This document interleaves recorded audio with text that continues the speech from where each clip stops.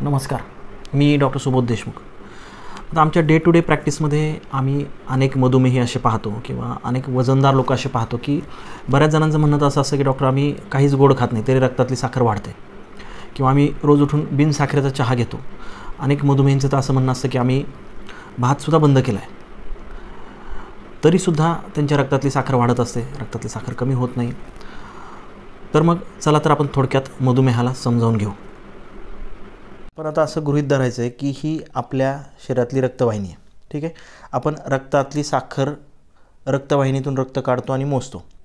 बऱ्याच जणांची रक्तातली साखर 250, उपाशीपोटी 150, कदाचित त्याहीपेक्षा जास्त असते. आता नेमकी रक्तातली साखर जेवणानंतर किती असायला पाहिजे, तर 150पेक्षा कमी असली पाहिजे.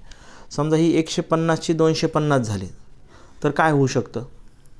खूप तांत्रिक गोष्टीमध्ये न जाता किंवा उपाशीपोटीची साखर 110 असायला पाहिजे, त्याऐवजी समजा 150 झाली तर काय होऊ शकतं.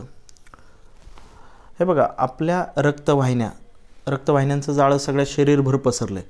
रक्तपुरवठा कुठं कुठं होतो आहे, सगळ्या शरीराला होतो. पण त्यातले त्यात हे जे काही व्हायटल ऑर्गन्स आहेत याचं मी इथं नावं लिहिलेत. रक्तपुरवठा होतो डोळ्याला, किडनीला, हृदयाला, मेंदूला, बरोबर. आता रक्तातली साखरेची पातळी वाढली, समजा 150 असायला पाहिजे तर ती 250 झाली तर काय होऊ शकतं. समजा ही पाण्याची बाटली आपल्या हातामध्ये, ठीक आहे. याच्यामध्ये साधं पाणी ओतलं आणि असं हलवलं तर चांगलं हलणार आहे. याच्यामध्ये तुम्ही साखरेचा पाक ओतला आणि जर हलवण्याचा प्रयत्न केला तर एवढं हलेल का व्यवस्थित? नाही, बरोबर. त्याच पद्धतीने तुमच्या रक्तातल्या साखरेची पातळी ठराविक मर्यादेपेक्षा जर जास्त झाली तर रक्तवाहिन्यांमध्ये पण पाकसदृश्य परिस्थिती निर्माण होईल. रक्तवाहिन्यांमध्ये जर पाकसदृश्य परिस्थिती निर्माण झाली तर डोळे, किडनी, हृदय, मेंदू यांच्याकडे जाणारा जो काही रक्तपुरवठा आहे तर तो व्यवस्थित होईल का कमी होईल? स्वाभाविक आहे, कमी होईल, बरोबर. यांचा जर रक्तपुरवठा कमी झाला तर हे अवयव व्यवस्थित काम करतील का? नाही करणार. डोळ्याचा रक्तपुरवठा कमी झाला तर बघा डोळ्याचे प्रॉब्लेम सुरू होतात, किडनीचा कमी झाला तर किडनीचे प्रॉब्लेम सुरू होतात, हृदयविकाराचा झटका येऊ शकतो, मेंदूचा रक्तपुरवठा कमी झाला तर पॅरालिसिस होतो, लकवा होतो. म्हणजे रक्तातल्या साखरेची पातळी ठराविक मर्यादेपेक्षा जर जास्त असेल, अनेक दिवस, अनेक आठवडे, अनेक वर्ष आपण ह्याच्याकडे फारसं लक्ष देत नाही आणि रक्तातली साखरेची पातळी वाढल्यामुळे हे जे काही एंड ऑर्गन जे आहेत तर हे डॅमेज होतात.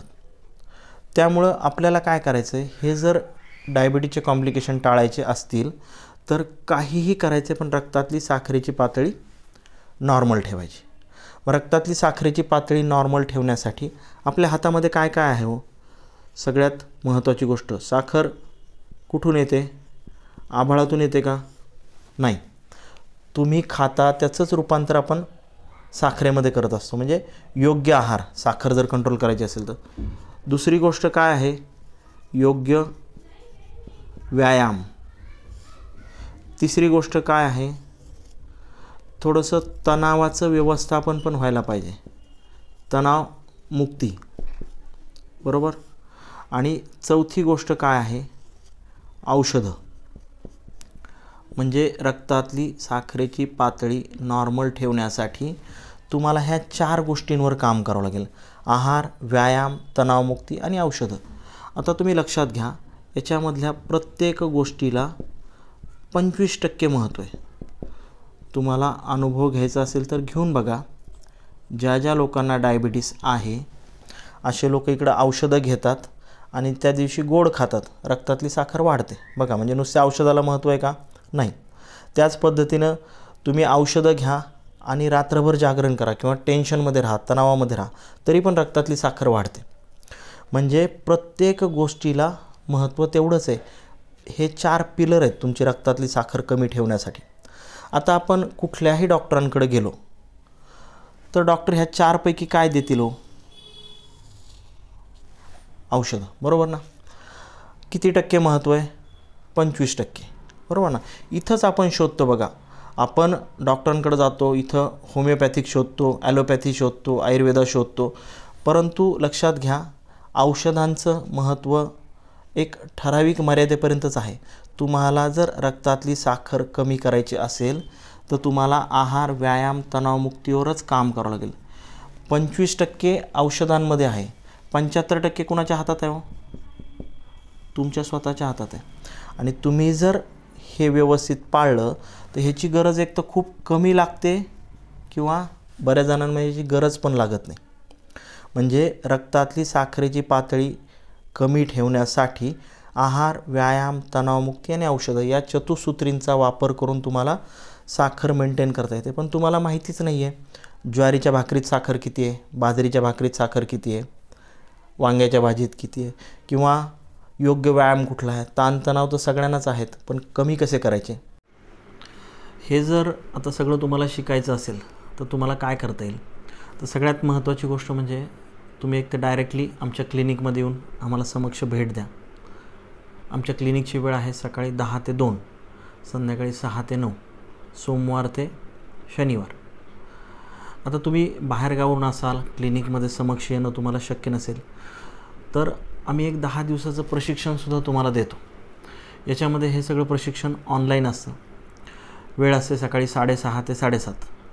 या वेळेमध्ये योग्य आहार, योग्य व्यायाम, तणावमुक्ती याबद्दलच्या सगळ्या गोष्टी तर तुम्हाला शिकवतोच.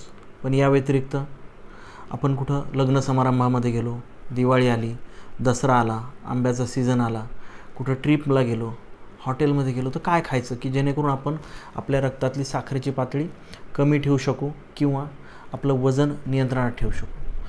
तर हे दोनही पर्याय आता तुमच्याकडे उपलब्ध आहेत. एक तर तुम्ही समक्ष आमच्या क्लिनिकमध्ये येऊन भेट द्या किंवा आमचं एक 10 दिवसाचं प्रशिक्षण असतं. दर महिन्याला 15 तारीख ते 24 तारीख वेळ असते सकाळी 6:30 ते 7:30.